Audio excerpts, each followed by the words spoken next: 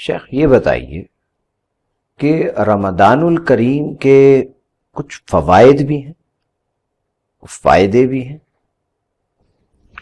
رمضان کے ہوں یا کسی بھی عبادت کے ہوں، میں ذاتی طور پہ فائدوں کا قائل نہیں ہوتا، بلکہ اس سے زیادہ قائل ہوتا ہوں مقصد کا۔ قرآن مجید میں عبادات کے فوائد بیان نہیں ہوئے، بلکہ کہیں اجر تو بیان ہوا لیکن فوائد بیان ہونے کے بجائے مقاصد بیان ہوئے ہیں، اور مقصد ہی فائدہ ہوتا ہے۔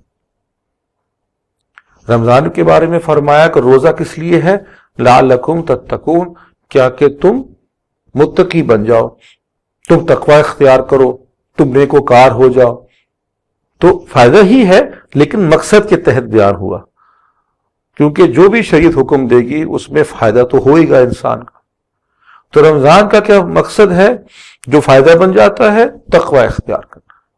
یعنی کہ یہ جو پورا پروسیس ہے جو ہم بات کرتے رہتے ہیں کہ ریفریشر کورس ہے، سالانہ کورس ہے ریفریش کرنے کا، ایمان کی تجدید کا، یہ سارا کا سارا کورس ڈیزائن کیا گیا ہے تاکہ انسان ایک تقوی کے درجے میں اوپر جائے، روزے سے بھوک چھوڑ دے، کھانا چھوڑ دے، پینا چھوڑ دے، جھوٹ چھوڑ دے۔ فرمایا آپ نے صلی اللہ علیہ وسلم کہ جس شخص نے جھوٹ بولا نہیں چھوڑا تو اللہ تعالیٰ کو اس کی بھوک اور پیاس سے غرض نہیں ہے، یہ اس کی قیمت تبھی ہے۔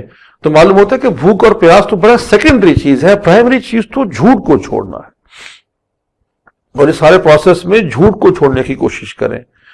یہ فائدہ حاصل کریں کہ یکم رمضان میں جب آپ داخل ہوئے تھے تو جب یکم رمضان سے جب یکم شوال آئے گی تو اس میں اور پہلے میں کوئی فرق آیا ہو۔ یہ مقصد ہے کہ تقوی میں بہتری آ جائے، اچھی عادتیں اختیار ہو جائیں، کچھ نہ کچھ بری عادات کم ہو جائیں، چھوٹ جائیں تو بہت ہی اچھا، لیکن اگر کم تو ہو جائے، اچھی آئی میں اضافہ ہو جائے۔ یہ ہے مقصد، یہ ہے فائدہ۔ اللہ تعالیٰ آپ کو اور ہمارے سارے ناظرین کو اور تمام مسلمانوں کو اس کے سارے فائدے عطا فرما دے۔ اور میں یہاں پہ اضافہ کر دوں کہ رمضان کے اس رمضان میں مسلمانوں کے لیے ہی نہیں بلکہ اللہ کرے کہ یہ ہدایت کی شکل میں غیر مسلموں کے لیے بھی باعث برکت ہو۔